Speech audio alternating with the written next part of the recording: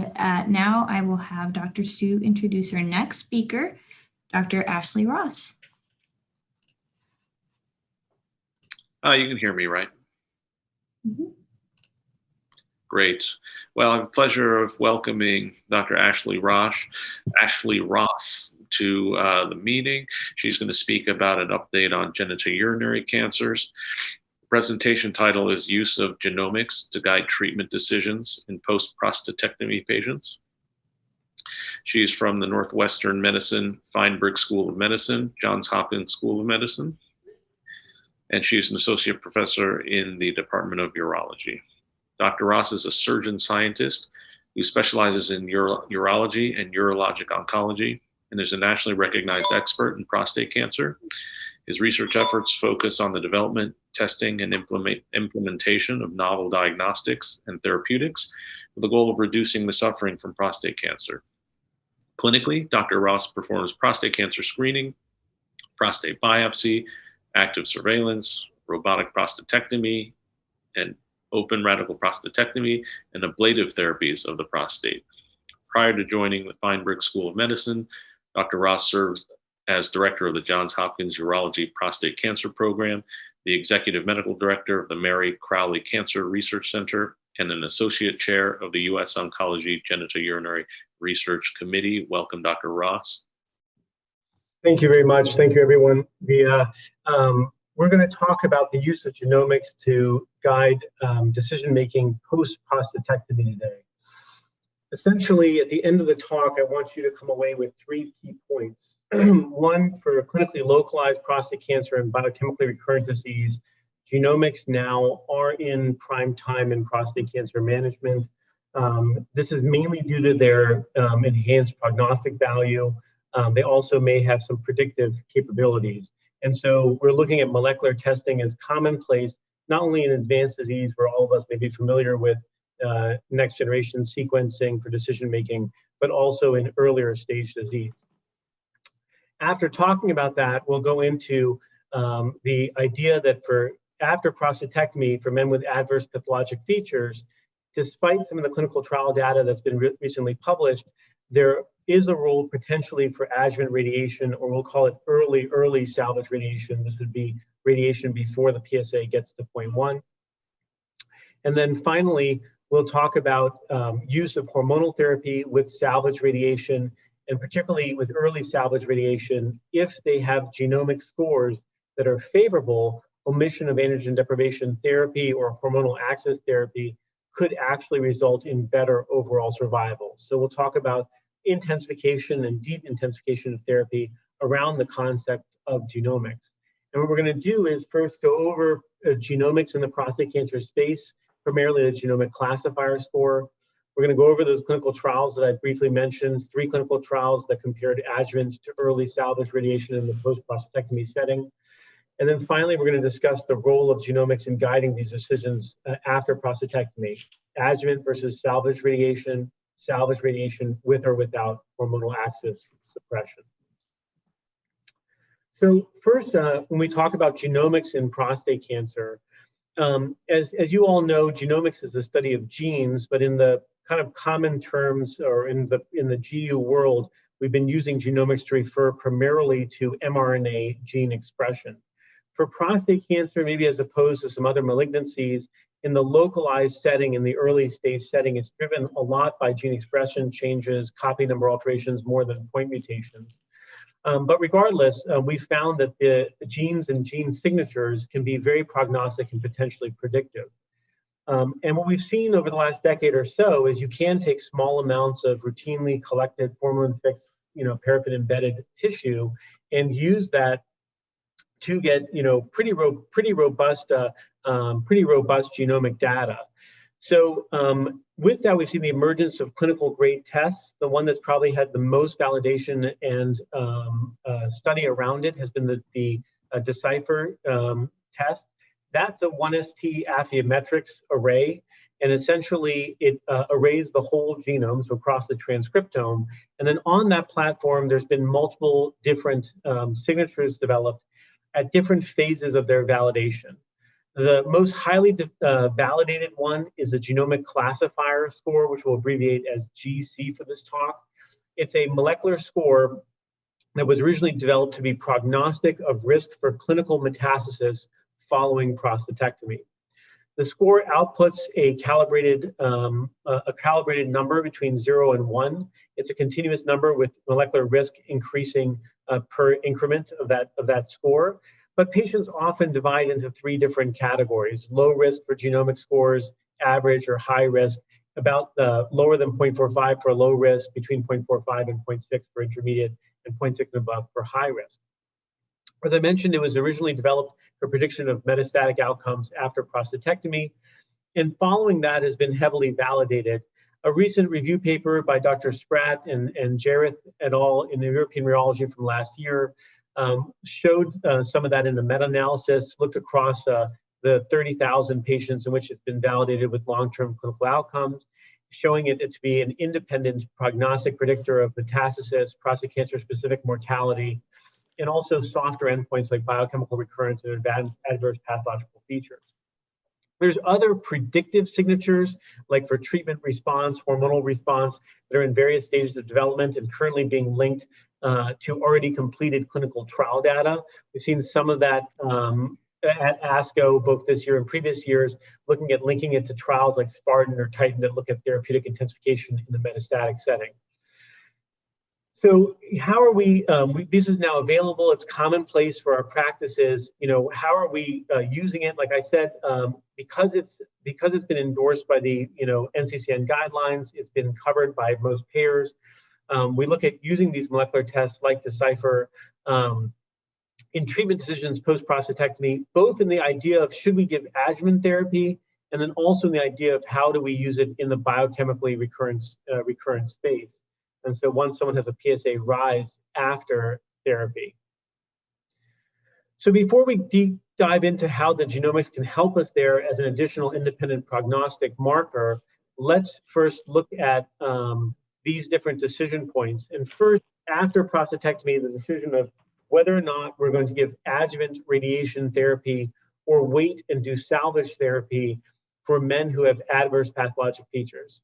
So after prostatectomy, after removal of the prostate cancer, the man can have adverse pathologic features by either having PT3 disease, that's a disease that's outside the capsule, PT3A being extraprostatic extension, PT3B being seminal vesicle involvement, or they could have a positive surgical margin. And there have been previous clinical trials showing that oncological outcomes like biochemical-free survival, and in some cases metastasis-free survival, can be benefited by giving adjuvant radiation if someone has adverse pathologic features. If we believe the person will have a recurrence after treatment, giving them radiation upfront, even when the PSA is low, meaning under 0.2 in most conventional circumstances, could benefit their outcomes. But those trials also showed that the number needed to treat was high. A number needed to treat about 10 to prevent 1 clinical recurrence if you gave adjuvant radiation for people for adverse pathologic features. And so there's been 3 trials that matured and were reported in the last year that looked at the idea of if we compared adjuvant treatment, meaning treatment with radiation before the PSA gets to 0.1, to early salvage treatment, meaning we're not going to wait until the PSA is above 0.5 or above 1. We're going to treat them when the PSA is just rising over 0.2. Is there really going to be a clinical difference? And in doing so, can we save a lot of men from over-treatment?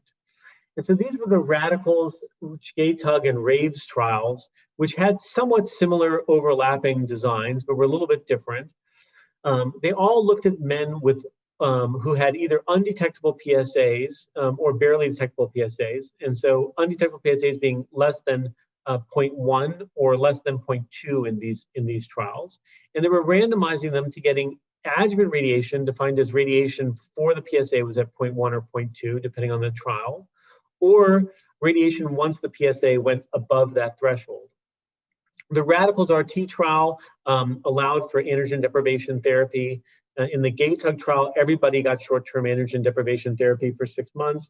In the RAVES trial, people got radiation alone. And the Kaplan-Meier curves for these trials are shown below. In all 3 of the trials, there was no difference between giving adjuvant radiation, so radiation before the PSA got to 0.1, or giving a deferred radiation for when the PSA rose over 0.1. And these trials, a lot of people said, maybe change the standard of care, so that adjuvant radiation really should not be utilized. We should be looking at the early salvage therapy, and that the PSA will always show us who's at risk. So is that fully true? Well, maybe. If you look at the cohorts that went into these three trials, they were similar in that they excluded, or not excluded, but they were not enriched for people with very bad pathology of prostatectomy. So primarily, this was looking at people with PT2 disease, so organ confined disease with a positive margin, or PT3A disease, so extraprostatic extension disease. And those men also had lower Gleason scores. So their pathological grading was in the intermediate to low grade range, most of them being intermediate grade, Gleason grade groups 2 or 3, with pathological PT3A disease.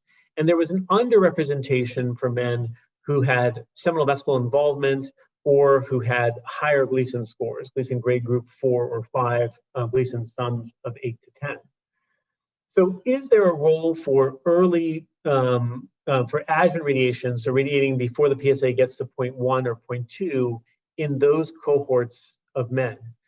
And can we sort of tease this out and figure out who we want to intensify based on a more deep prognostic understanding of risk, which can come through that genomics or gene expression?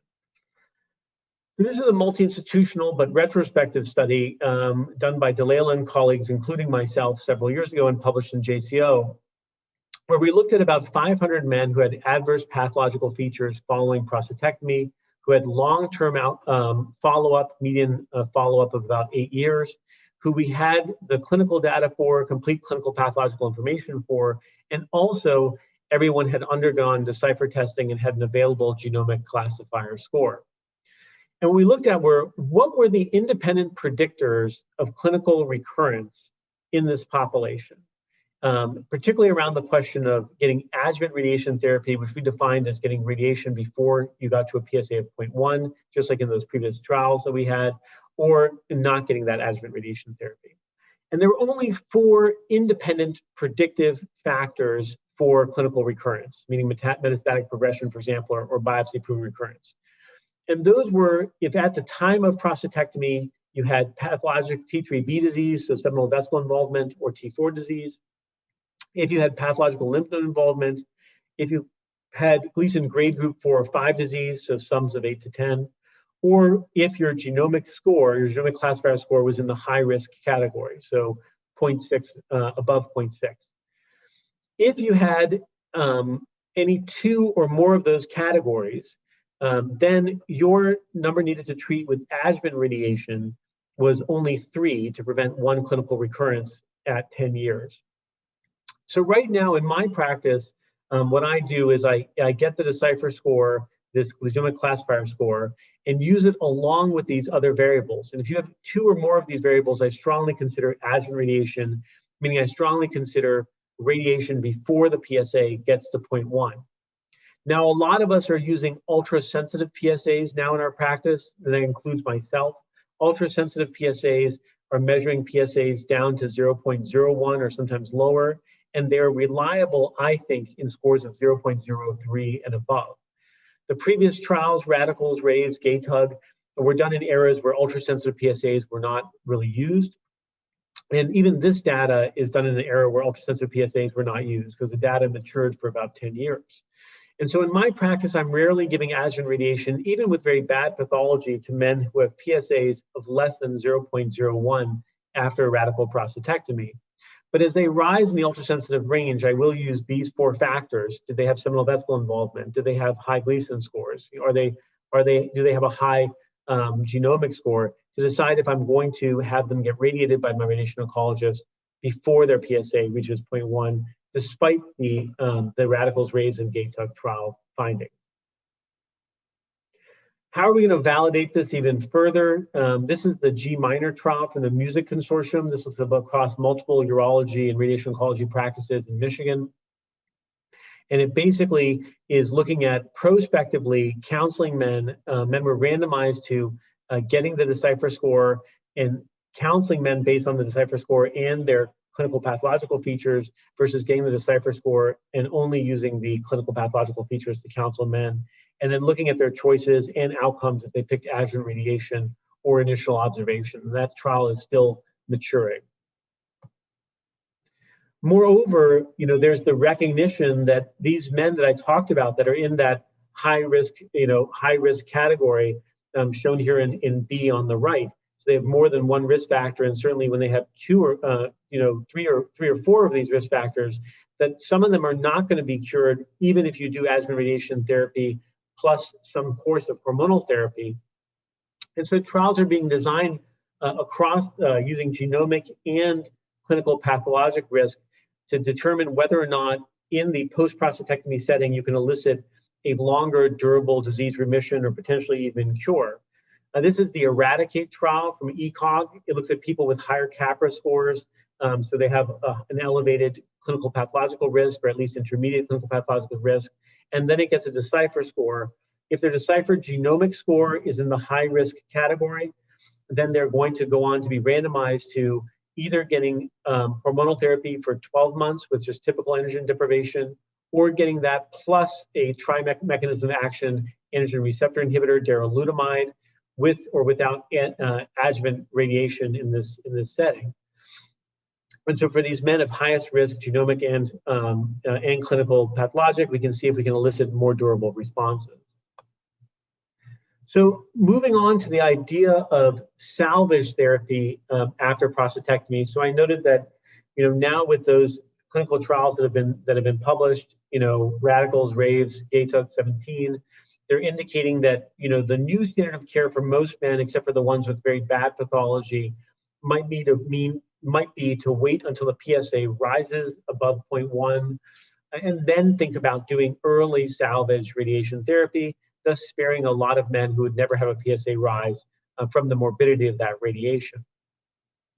In the 2018, ASCO, ASTRO, SUO guidelines and AUA guidelines, they talked about, should we use hormonal therapy in that salvage, radiation setting? So the guy had a prostatectomy, maybe they had, at least in grade group 3, positive margin disease with extraprostatic extension. Their PSA initially was undetectable, now it's risen to 0.3. We're going to radiate that patient. Should they get androgen deprivation therapy for some course of time during that radiation to make it more potent? And they recommended that it should be at least offered. And that recommendation came from the RTOG 9601 trial findings. That was a trial that randomized men to hormonal-directed therapy plus their salvage radiation versus salvage radiation alone, and found an overall survival benefit if you added on the hormonal therapy. Now, prophetically, the guideline statement said, maybe as we look at subsets and other features, we can decide who will really most benefit from that androgen deprivation therapy and who might not. And that has, those subset analyses or post hoc analyses of that randomized clinical trial have been published this year, including analysis around the genomics, and the findings are, I think, fairly instructive. So let's go through that. So again, the RTOG 9601 trial was a trial designed for salvage radiation therapy for men after prostatectomy with PSAs that actually had risen up to a fairly high level, like up to 4. And it was randomizing them to getting the salvage radiation therapy with or without 2 years of hormone-directed therapy, in this case with bicalutamide. What it found was that it was an overall survival benefit if you look at the whole cohort. Now, recently they published a subset analysis of that study. And first they broke down men by PSA level. They said, well, let's look at the guys who had PSAs over 1.5 versus less than 1.5.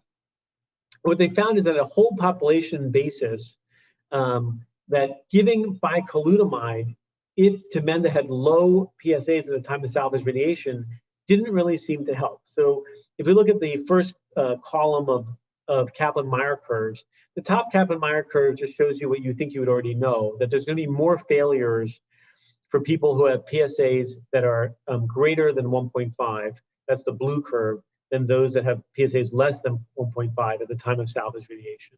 If we look at panel B in the next column, we can see for people with low PSAs, if you added on the hormonal therapy in the terms of bicalutamide, you did not see any benefits for overall survival compared to if you just did the radiation alone.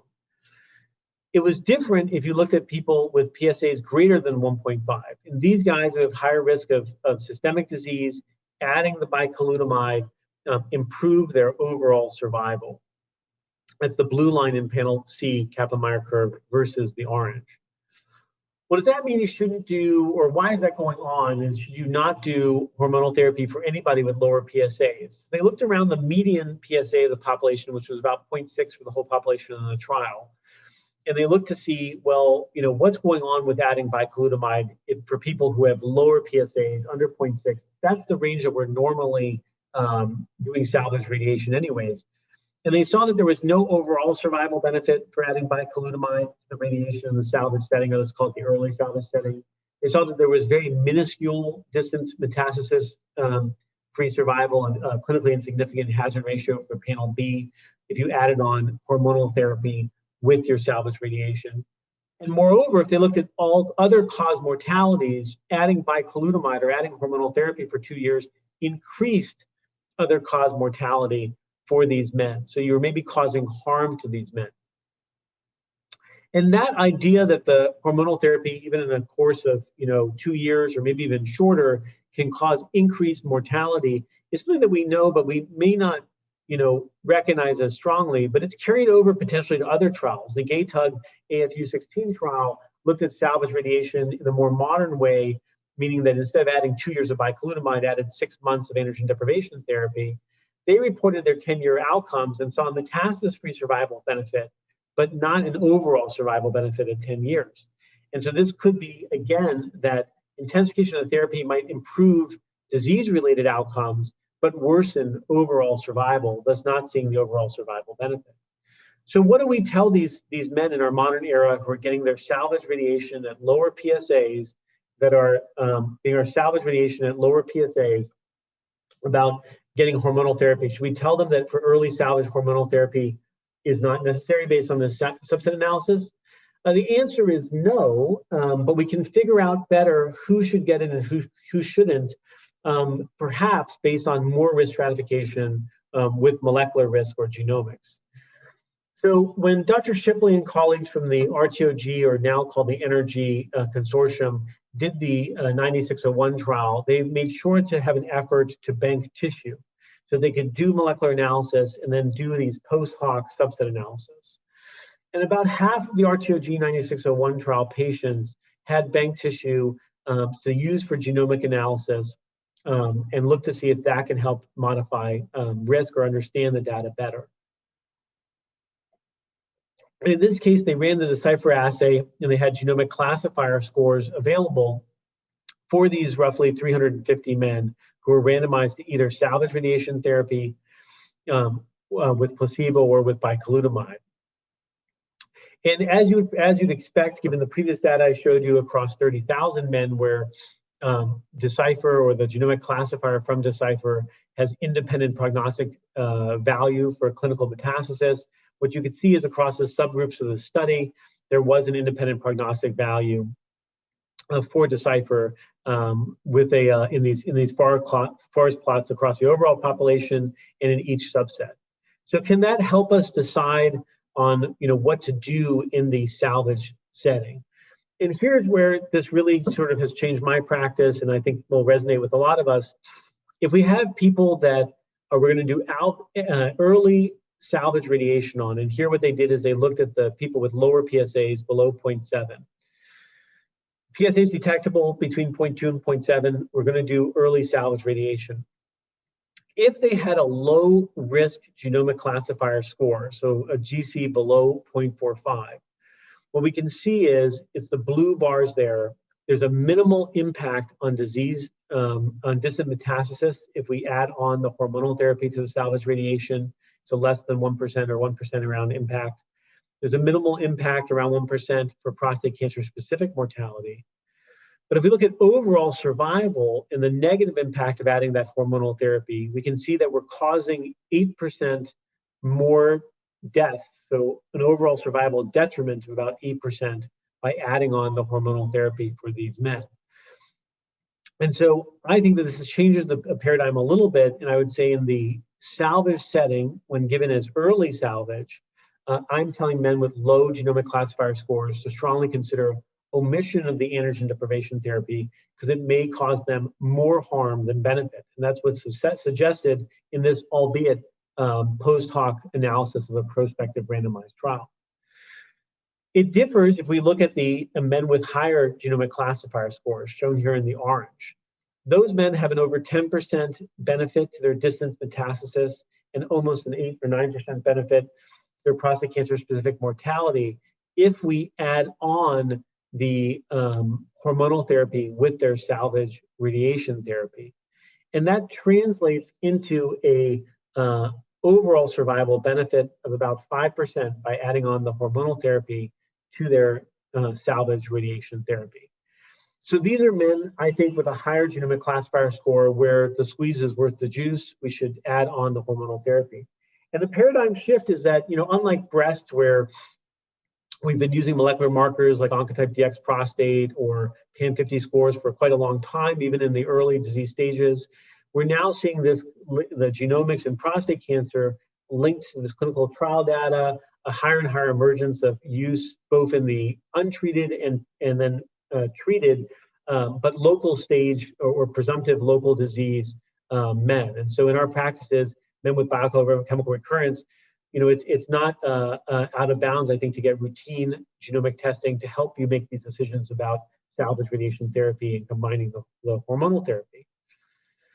Obviously, it's going to be validated through multiple other clinical trials. This is just, again, from that paper by Dr. Jareth and Dr. Spratt and others, just listing out ongoing trials, looking at the Decipher Genomic Classifier and some of these ongoing trials, analyses in this salvage radiation space with or without hormonal therapy.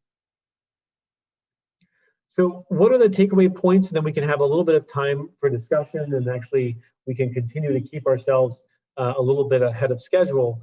But the takeaway points is that, genomics is now kind of emerged in prostate cancer and in localized prostate cancer. We can talk in the question and answer period about more advanced disease, the role of next generation sequencing, the role of that linking therapies with the approval of, for example, PARP inhibitors.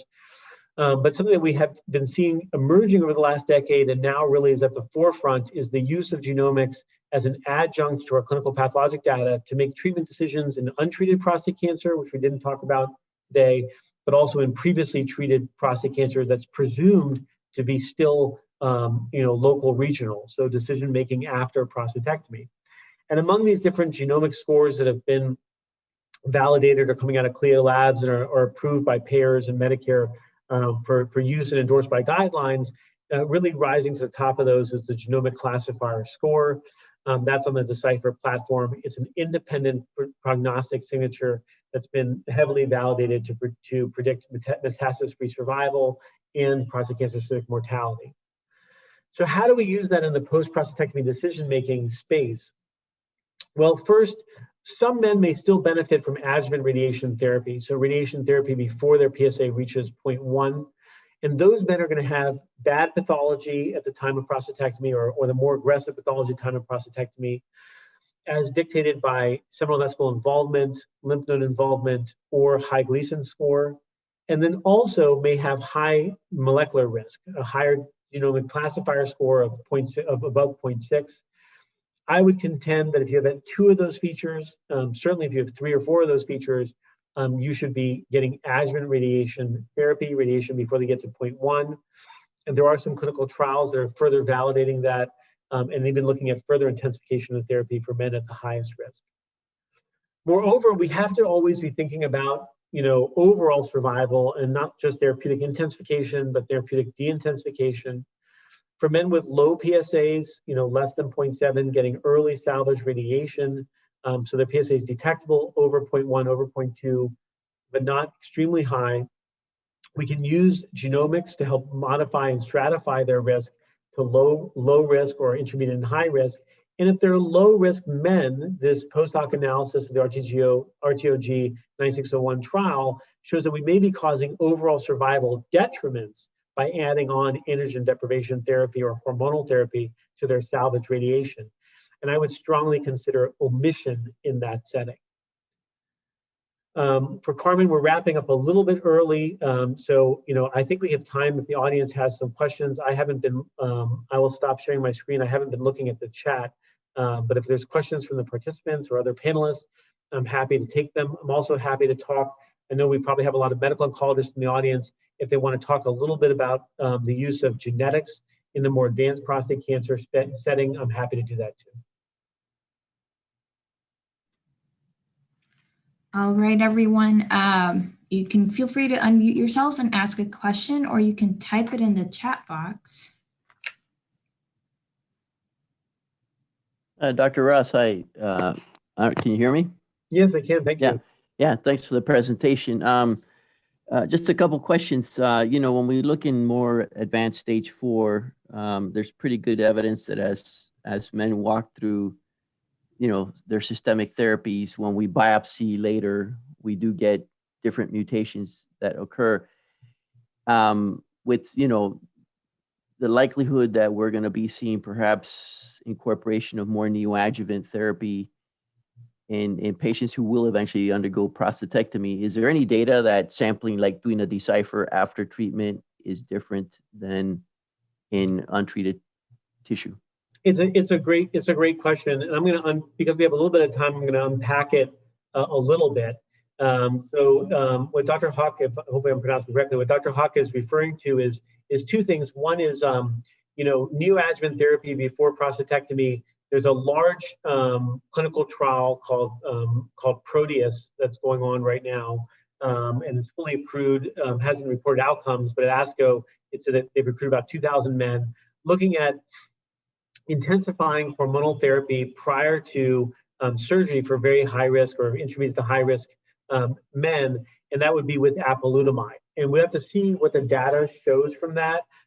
There was some from the Cable Alliance Punch trial. There was actually interesting findings that adding docetaxel as neoadjuvant prior to surgery improved clinical outcomes like metastasis-free survival, but they did not meet their overall survival benefit and it's really not going to be heavily favored to add docetaxel chemotherapy. But as you remember from the other trials out there, the subset analyses of, if you look at Charted versus, for example, because we're talking about apalutamide versus Titan, apalutamide and intense hormonal suppression, upfront appeared to benefit overall survival across different subgroups, lower, high volume metastatic disease, et cetera. And so the Proteus trial may come out with a positive result. Its primary endpoints obviously are mets-free survival, which I think is going to be positive for that, but it may even show secondary endpoints being positive for overall survival.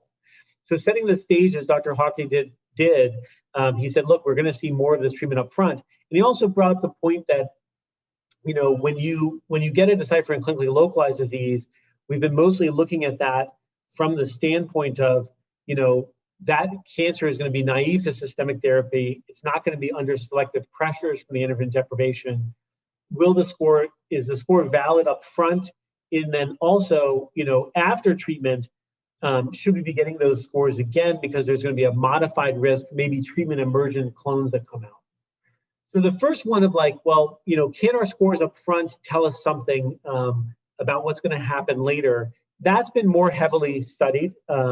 There was analysis at ASCO last year about the Spartan trial, which looked at non-metastatic castrate-resistant prostate cancer and looked at genomic scores. In that case, looking at the genomic classifier, but also looking at a score that comes off the Decipher platform at androgen sensitivity. And it's shown that your androgen sensitivity scores and other of these signatures that have been developed on the Decipher platform, like I talked about earlier in the talk, like the basal versus luminal recapitulating stuff from breast, could predict response in the non-metastatic castrate-resistant prostate cancer setting. So even if you were exposed to ADT, you were still seeing those responses, later, very far down the line, based on genomics done on the primary tumor, even pre-treatment. suggesting that the androgen deprivation therapy, the selective pressures, as we all know, they tend to be around the androgen axis. Like they tend to cause androgen receptor amplification. They tend to cause maybe some mutations in the androgen receptor.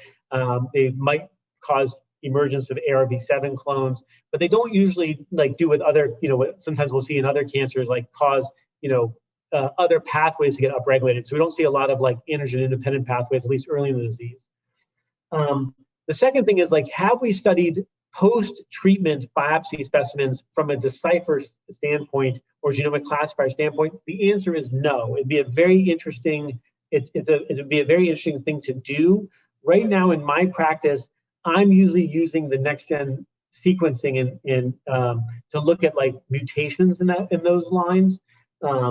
I don't know how informative per se your post-systemic treatment genomics are going to be. I think it will show you, the genetics are going to have that footprint that's going to show you, what's going to be a mark that's going to not change. So if you have some, mutations that are deactivating your PARP inhibitor, you might, get reactivation later, but unlikely, I'm sorry, your BRCA1 or BRCA2. Or if you have an activator mutation in PI3 kinase, it's probably not going to change. The genomics are looking at expression pathways, and they get much more modulated post-treatment. We'll have to do that, see if it validates, see if we can pick up, maybe like other pathways that are upregulated or downregulated. Like there's now a whole host of AKT inhibitors coming down the pike. So I think it's an excellent question, Dr. Hawk. We just don't know. I think that I tend to do my early treatment decisions. I'm going to base them on, Decipher risk. I think for non-metastatic castration-resistant disease can be based on that as well. I think once I've been intensified in the castration-resistant setting, right now, at least my practice is to look at the next-gen sequencing data, but I think eventually we may try to validate the scores in that. It is right now a desert of data for that specific area. So great question. I don't really have the answer. I would tell you there's some validity, but we have to do the post-treatment setting. There's a question coming in from Dr. Zara, and Dr. Zara says, what's your preferred hormonal regimen and duration in the early RT salvage setting when hormonal therapy for patients that are not enrolled on a trial? This is a great question, and actually brings up another thing that had happened this year, and maybe becoming a preference of mine. So say we have no trial, I'm going to give early salvage radiation therapy, 0.2, 0.3 PSA, and I've decided I'm going to add on 6 months is my preferred duration, 6 months of hormonal therapy in that setting. And we're going to see the results, they've been reported, but we're going to see them come out in the literature from the SPORT trial and others. I think 6 months is the key number for those low PSAs. The interesting thing that's this year, and I think one of these kind of things that have changed, and we still have to do more research in this area, is we're looking at now not just LHRH agonists like we have used in the past, Lupron, other things, but we've seen the approval of relugolix, which is an LHRH antagonist. It's a oral antagonist, and relugolix has two features around it. One feature is that as a antagonist, just like degarelix, it can reduce, it at least shows a signal for reduced cardiovascular events when people are on the drug. The HERO trial is what kind of led to the FDA registration. That was around hormonal suppression, but it showed that there was a reduction in major adverse cardiac events, particularly among people who had previous cardiac history. But moreover, in this setting, where I'm going to give a defined 6 months of hormonal therapy, whereas I showed in the data around the RTOG 9601 analysis, there may or may not be a benefit, and this overall survival is an issue. I think that this is a big role for relugolix, and then we have to still study this more carefully, but it's a big role for relugolix in that state. Why? One, it may have less morbidity associated with it, but two is that if you look at testosterone recovery for Lupron, if you work by D'Amico and others from years ago, if you gave hormonal suppression, even for a brief period, and you looked at not how long did it take for men to get above the castrate level, like above 50, which could be a couple months, but how long did it take them to get back to a normal testosterone, like, you know, above 250 or something, or above 150, it could take up to 2 years to recover their testosterone. Whereas in the relugolix data, it's even faster than with degarelix. And within 2 months, people are up in the 200s, even 300 range. And so I think that I know that my preferred current regimen, obviously it's based on a lot of different factors, is to reach for 6 months of therapy. And if I can get relugolix, to do relugolix, particularly in patients where I don't have extremely severe disease. Now, there's some patients where they have high Gleason scores, you know, Gleason scores of 9 to 10. So in those risk factors I showed before, they have maybe 3 risk factors: a high deciphered genomic score, high Gleason score, you know, Gleason grade group 5, T3B disease. Then I will extend the duration of therapy. You know, if they have N1 at prostatectomy, I'll add on abiraterone, kind of riffing off some of the STAMPEDE data, and I'll do that intense therapy for about, you know, up to 2 years. But the majority of patients at 6 months, and particularly when you know they have lower Gleason grades, but sometimes even if I'm rating at a lower PSA, I like relugolix for this purpose, because they're going to regain their testosterone faster afterwards. They're going to do well. I'm not going to worry as much about overtreatment and increasing all-cause mortality. Great questions. Do we have any other questions from the audience?